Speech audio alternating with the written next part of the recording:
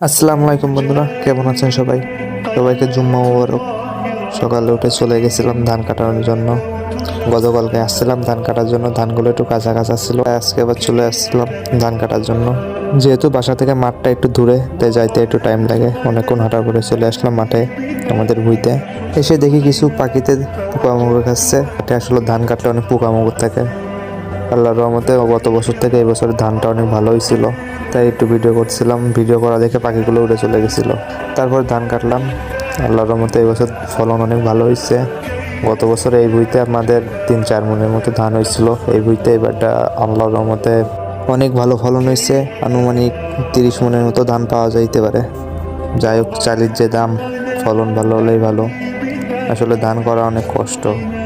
তারপর কাজ শেষে চলে গেছিলাম বাসায় যেয়ে দেখি স্কুল মাঠে খেলাধুলা চলতেছে।